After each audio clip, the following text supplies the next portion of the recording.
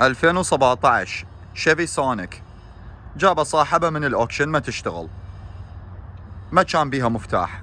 جابوا واحد يسوي مفاتيح، يريد يبرمج المفتاح ما يتبرمج. خلينا نشوف ايش بيها. هسه نشوف المشكلة. شغل، تقول له استعمل هذا المكان ترانسميتر باكيت لانه ما جاي تشوف المفتاح. اما لو تباوع على المفتاح مو مالتها. شوف هذا يجي فليب مال موديلات القديمة اللي تجي ميكانيكال كي، هاي بوش ستارت، فمفتاحها لازم يكون الشكل الجديد. المهم حتى لو نخليه هنا هم تشغل. شوف كل شي ماكو. وبعض الاحيان تقول لك كي نوت ديتكتد، معناته السيارة ما قاعد تشوف المفتاح. المهم جايبين 10 مفاتيح مبرمجيها على السيارة ونفس المشكلة. يقول اصلا ما يتبرمج على السيارة المفتاح. خل اقول لك ايش لقيت، مختصر مفيد. من الزبالة اللي بيها اكيد داخل جريدي. هذا شنو؟ حشاكم تكرمون. معناته جريدي طاب وعرض الوايرات. خلينا نشوف الانتانات وين بالدايجرام. هنا يا شباب عندنا 3 انتانات بالسيارة اللي تشوف المفتاح. عندنا وحدة هنا ووحدة هنا ووحدة هنا. خل اقول لك وين مواقعهم. هنا يا شباب الانتانات مال المفتاح اللي تشوف المفتاح. اول وحدة حاطيها هنا، شوف هذيك هي جوه اللي هي هاي يا شباب، حاشر عليها. هاي اللي بيها فيشه مستطيله. شوف هذيك هاي وحده. طبعا لو تباوع جوا شكو انت افتهمت الموضوع. بعد جريدي يابا. اللخه حسب ما يقول هي بالنص، وكو وحده اللخ بعد ما نطلع اللوكيشن مالته كاتب رير كومبارتمنت، اعتقد بالصندوق او جوا المقعد. نشوف هاي حاليا دي يبينون الوايرات مالتها موصله، والبالنص شخبارها باوع جوه. طبعا اختنقت الله وكيلك، لبست كمامه ونزعتها. شوف هنا شنو. دقيقه هذا شنو الخطوط؟ شوف شنو يابا، خطوط ماكله جريدي. اما هم شو هذا ازرق وابيض بالدايجرام، يشوف ازرق ورصاصي مال بالنص. خلينا نفتح السنة كانسل ونشوف شكو جوه. لانه هنا لا تنسون عندنا الكي كويل، الكويل اللي يشوف المفتاح من الريموت مالتك، يكسي الباتري مالته. شي يقول لك حط المفتاح هنا حتى الكويل يقوي المفتاح والسيارة تشتغل. فاكو عندنا شي جوا. ما دام لقينا وايرات مقطوعة هذا لازم ينفتح. وهاي بعد ما فتحتها شوف ماكل الوايرات مال كويل اللي يشوف المفتاح، ولذلك كانوا ما يقدرون يبرمجون المفتاح على السيارة.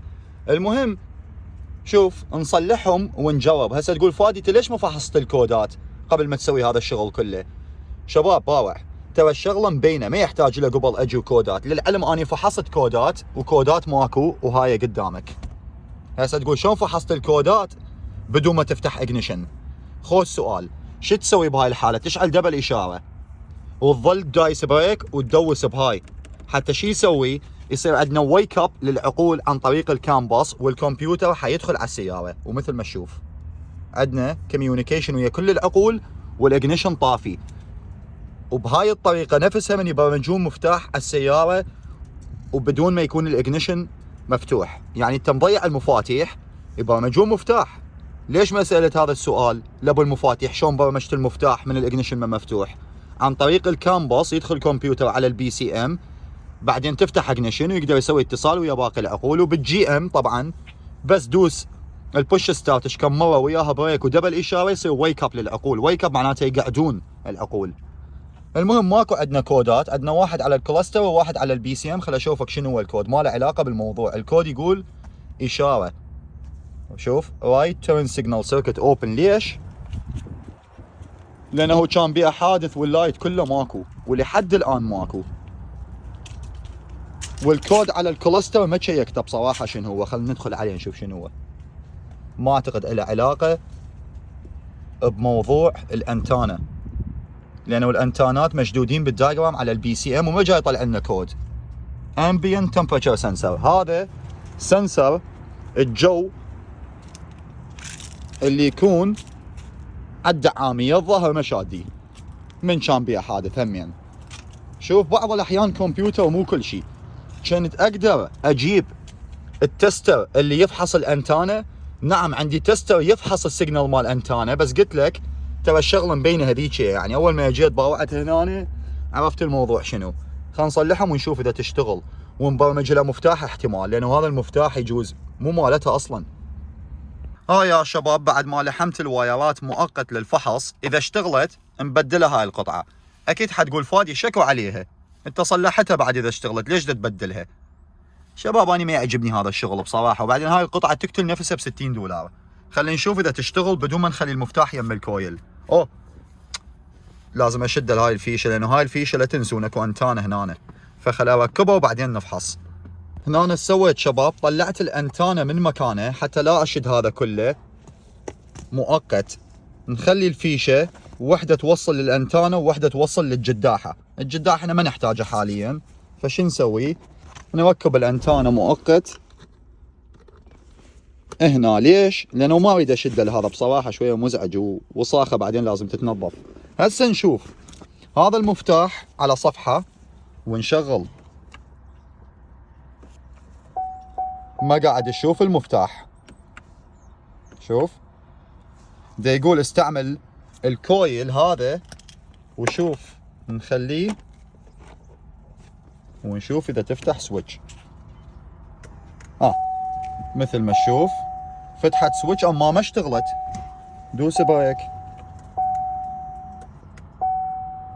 ماكو، ما جاي تشتغل. جلوبال سكيورتي مشعول. شوف السكيورتي ما متعلم.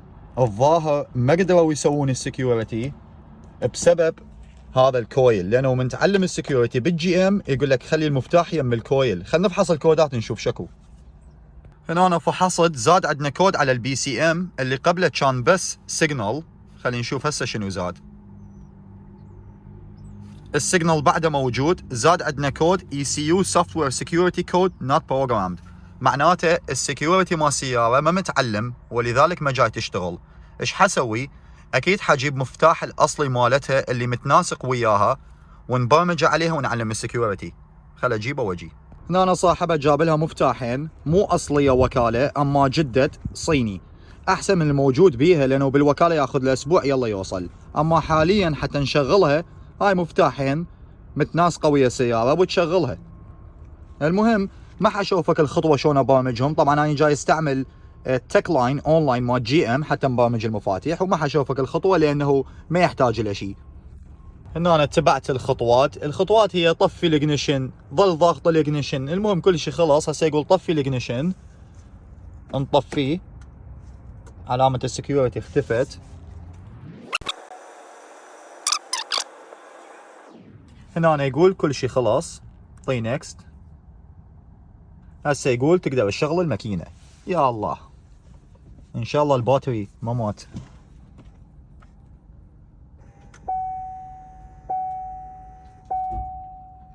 فتحت اجنيشن بس ما اشتغلت. هاي شنو؟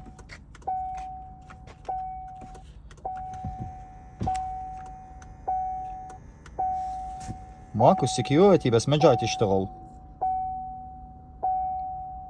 شوف زين. ريموت اوكي. طبعا شباب هسه انتبهت.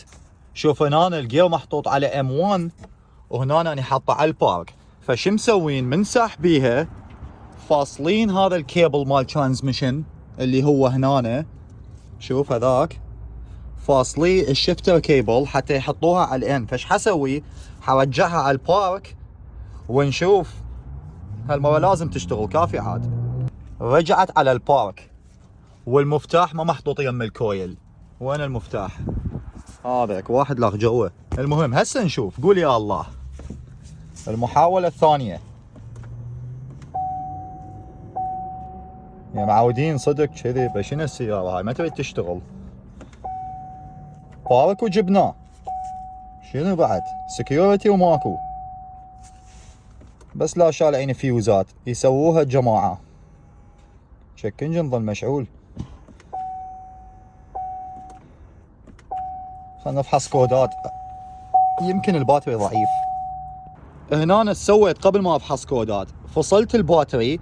بعض الاحيان بالبرمجة العقل يصفن، فش تسوي؟ تسوي ريست، تشيل راس الباتري وترجع تخليه وتشوف اذا تشتغل. اذا ما اشتغلت نسوي ترابل شوت، نشوف شنو المشكلة، نفحص كودات، ريلي، ستارتر، احتمال جريدي ماكل الوايرات. هسه نخليه ونشوف، كان الباتري مالتي ضعيف.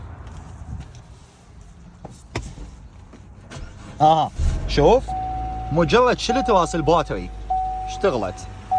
حطفيها عمود اشيك الزيت، نسيت اشيك الزيت، خاف ما بيها زيت شي. طبعا شيكت الدهن تمام، كان ناقص استيكان، ضفت له استيكان، يعني هذا ما يأثر. هسه نشغل ونعوفه مشعوله بدون ما نخليه يم الكويل. يابا ادللكم ايزي الشيفي، انتم ما تصدقون. عمي جيبوا شيء اصعب. اللي يسأل على البي ام الاي 8 جايكم الفيديو مالتها، صار له 8 اشهر واقفه هاي. بس نبدل باتري، نرجع كل شيء بمكانه، هو صاحبه عليه الباقي، تنظيف وما تنظيف. قلت لكم المحتوى انقلب جريدي. يلا نشوفكم، مع السلامه.